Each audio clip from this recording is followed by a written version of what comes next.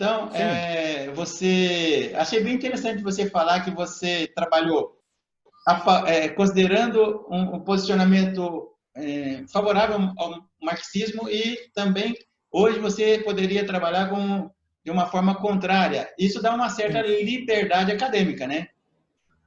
Porque assim, na verdade, você precisa, você, genericamente falando, né? A gente precisa saber que todos os referenciais que você vai trabalhar, qualquer um, ele tem limitações. E Marx tem as suas limitações, né?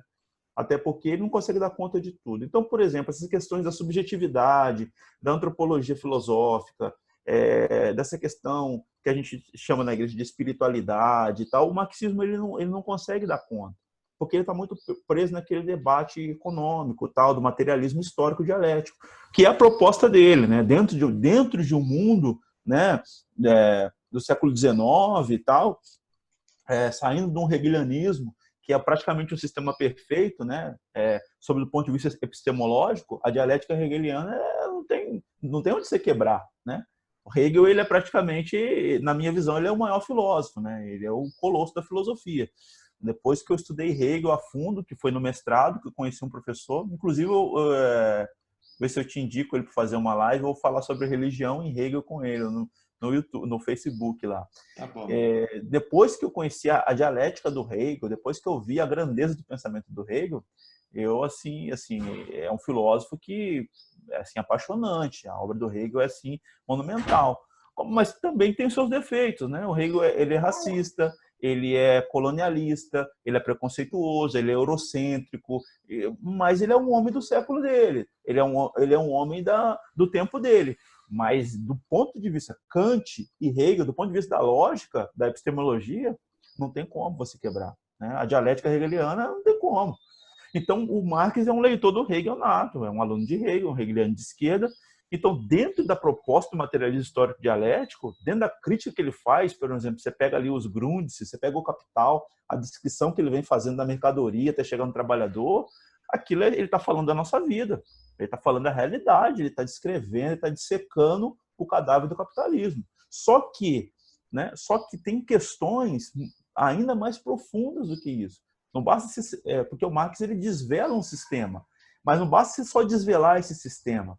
Basta você também basta, mas você precisa entender também as outras motivações que levam uma pessoa a aderir, por exemplo, uma coisa ou outra. Ele vai trabalhar isso, ideologia alemã, em outros livros, mas tem coisa mais profunda ainda, né? Aí, voltando ao Frei Beto, que o Frei Beto vai falar fome de pão e fome de beleza. O ser humano tem essa necessidade, né? Por exemplo, o material ele não consegue dar conta de tudo. Tanto é, se o material desse conta de tudo, o rico não se matava, rico não tinha depressão, né? Rico não tinha crise, rico não tinha fobia. Porque se o dinheiro dá conta de tudo, se o material dá conta de tudo, os bilionários eles não teriam as crises existenciais que eles têm. Que um pobre tem uma crise que que um rico também tem, do ponto de vista Mas existencial. Luiz, quando você fala isso, não tá, essa tua opinião não está contaminada pela sua fé?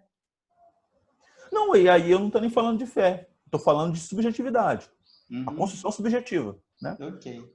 Porque assim a fé, ela em certo sentido, ela traz uma resposta também. É uma das respostas. Mas por exemplo, assim, o cara que é ateu,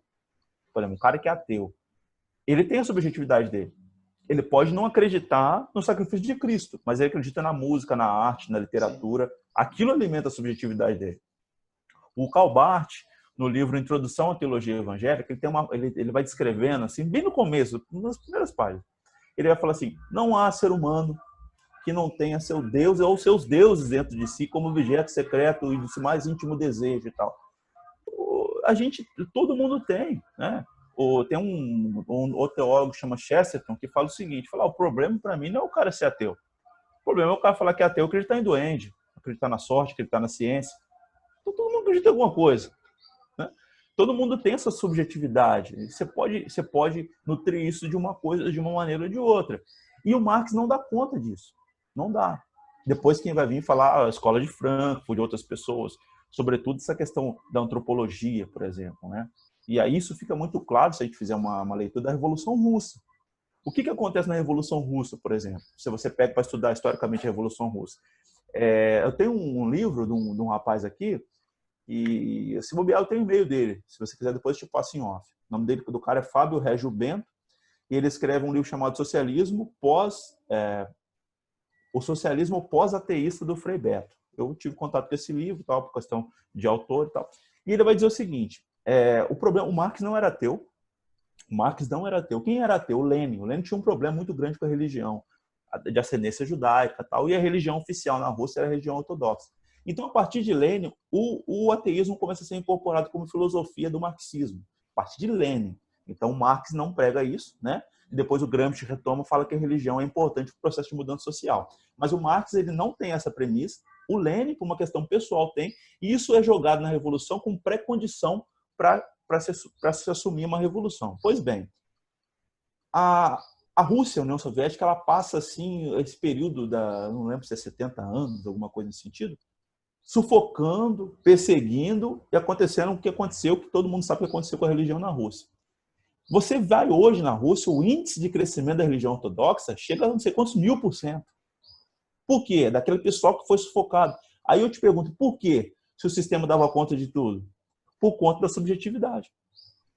Legal. E a subjetividade, ela foi sufocada nesse sentido, e aí que está a grandeza para mim, por exemplo, do Gramsci e de outros autores, que eles não usam isso como elemento contra, mas eles usam isso aí a favor, né? A revolução ela não pode prescindir disso.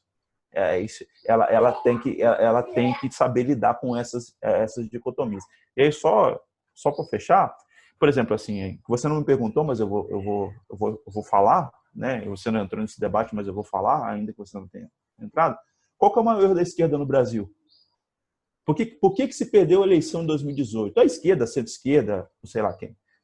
Porque se desprezou os evangélicos como elemento político. E quem cooptou isso? Quem hoje está fazendo esse meio de campo do governo do Brasil. O desprezo da esquerda, né, a leitura anacrônica do materialismo histórico ainda arraigado lá no século passado, fez com que essa leitura não fosse feita da maneira que deveria ser feita, desprezou, e hoje em dia, vamos dizer, quem dá as cartas mais ou menos no governo são os ditos evangélicos. Né? Luiz, muito legal, muito interessante. Me fala uma coisa, quem quiser comprar o seu livro, ele está aí, mostra ele para a gente, fala o nome da editora para a gente. Você.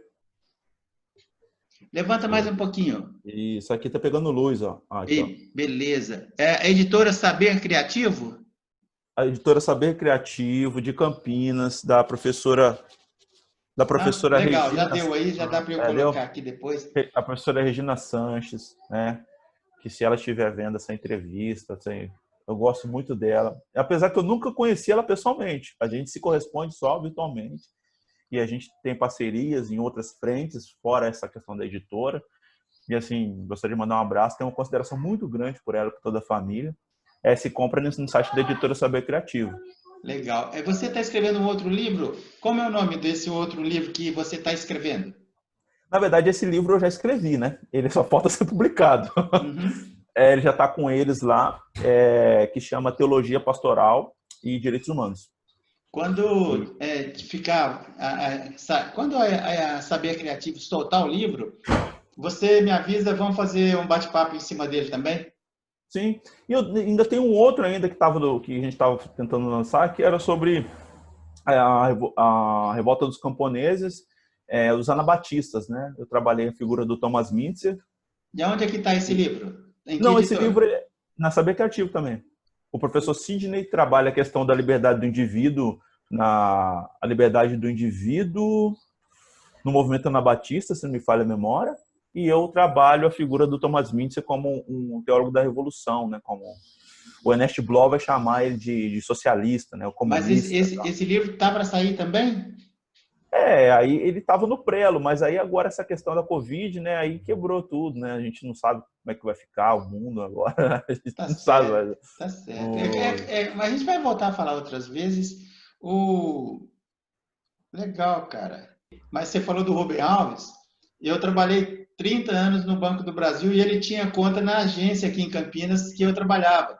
Ele vivia tomando cafezinho comigo lá. Não, poxa, é um querido, né? O Rubem Alves, ele é um cara, assim, que inspira muita gente, né?